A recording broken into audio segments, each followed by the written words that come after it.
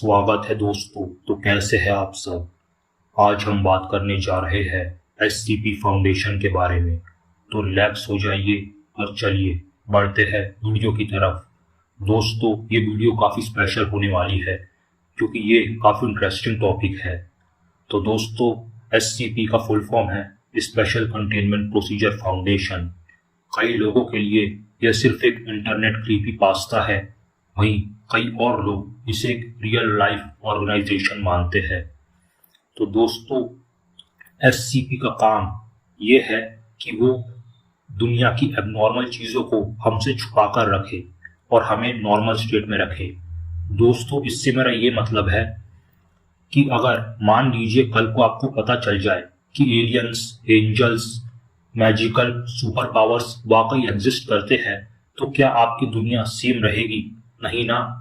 तो बस यही काम है एससीपी फाउंडेशन का कि वो ऐसी चीज़ों को दुनिया से छुपा कर रखते हैं और ऐसा करने के लिए वो किसी भी हद तक जा सकते हैं।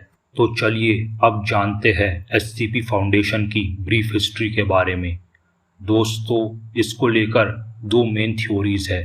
पहली थ्योरी के हिसाब से जब भगवान ने एडम और ईव को गार्डन ऑफ ईडन में बनाया तो वहाँ उन्होंने उनकी सुरक्षा के लिए कुछ गार्डियन एंजल्स तैनात किए और इन्हीं गार्डियन एंजल्स ने बाद में एससीपी फाउंडेशन की नींव रखी।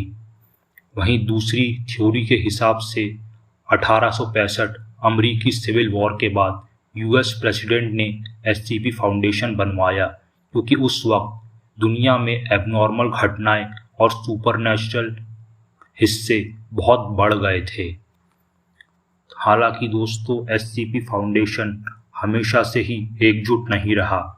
इसमें दरार पहली बार वर्ल्ड वॉर 1 के टाइम पड़ी, जब इससे एक फैक्शन जिसे इंसर्जेंसी कहते हैं वो अलग हो गया। हालांकि दोनों का काम एक ही था, बस लीडरशिप को लेकर कुछ विवाद हो गया था। इसके बाद जब वर्ल्ड वॉर 2 चल रहा था, उसी वक्त द 7 ग्लोबल ऑकल्ट वॉर भी चल रहा था, जिसमें एससीपी फाउंडेशन के कई हिस्से आपस में ही भिड़ रहे थे, एक दूसरे से भी और दूसरे फैक्शन से भी। इसके बाद इंसर्जेंसी ने केओस इंसर्जेंसी नाम से अपना एक अलग ही फैक्शन शुरू कर लिया और इसके बाद से एससीपी मेन बॉडी बन गया ग्लोबल ऑकल्ट के लिए। तो चलिए अब जानते हैं एससीपी फाउंडेशन की लीडरशिप के बारे में। दोस्तों, एससीपी फाउंडेशन को लीड करता है 05 काउंसिल। दोस्तों, 05 काउंसिल में 13 मेंबर्स होते हैं, जिन्हें 051 से 0513 तक डेजिग्नेट किया गया है। दोस्तों, इनके पास एससीपी फाउंडेशन और एससीपी से जुड़े सारे डेटा का एक्सेस रहता है और ये सारे फैसले खुद लेते हैं। दोस्तों, कईयों का ये भी दावा है कि ये 13 मेंबर्स में से कुछ तो खुद ही एससीपी है। दोस्तों, इनके बाद आती है एथिक्स कमेटी। इसका काम जैसा कि नाम से ही समझ आता है, ये बताना है कि क्या एथिकल है और क्या अनएथिकल है एससीपी फाउंडेशन की वर्किंग को लेकर।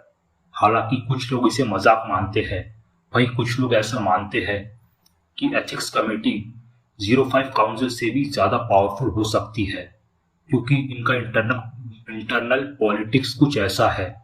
दोस्तों, इसके बाद आते हैं एससीपी फाउंडेशन के वॉरियर्स, यानी कि मोबाइल टास्क फोर्स या एमटीएफ। दोस्तों, ये ऑपरेटर्स होते हैं जो कि हाईली ट्रेंड होते हैं एससीपी को कंट्रोल और कंटेन करने में। जैसे कि दोस्तों, इनकी एससीपी डीबगर्स होते हैं जिनका काम है डेटा को हैक करना, जिससे कि एससीपीस का डेटा लीक ना हो या फिर इलेक्ट्रॉनिक रूप में रह रहे एससीपीस को कंटेन करके रखना। वहीं दूसरी ओर हम बात करते हैं एमटीएफ अल्फा 1 के बारे में। दोस्तों, ये कॉम्बैट ऑपरेटिव्स होते हैं, बहुत कुछ सोल्जर्स की तरह, जो कि एससीपीस से लड़ाई करने में हाईली ट्रेंड होते हैं। तो दोस्तों, अब हम बात करेंगे खुद एससीपीस के बारे में। दोस्तों, इन पैरानॉर्मल एंटिटीज़ को हमने अलग अलग कैटेगरीज में रखा है इस आधार पर कि कौन कितना डेंजरस है और उसे कंट्रोल करना कितना मुश्किल है। तो दोस्तों इसमें सबसे पहले आते हैं क्लास सेफ एससीपीज। दोस्तों इन एससीपीज को हम समझ चुके हैं और इन्हें कंट्रोल और कंटेन करने में हमें ज़्यादा मेहनत नहीं लगती। तो दोस्तों इसके दो एग्जाम्पल्स है SCP-993 बॉबा द क्लाउन। दोस्तों ये टीवी शो पर पैदा होने वाला एक जोकर का इमेज है जिसको देखकर आप अपना मानसिक संतुलन खो देंगे।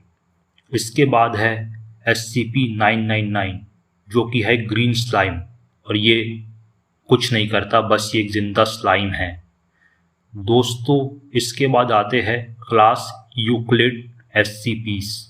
दोस्तों ये SCPs भी पिछले सेफ SCPs की तरह ज़्यादा डिस्ट्रक्टिव तो नहीं है, लेकिन बस इन्हें पूरी तरह से समझा नहीं गया है और इन्हें ज़्यादा निगरानी में रखा जाता है ताकि ये किसी तरह का कोई डेंजर पैदा ना कर पाए।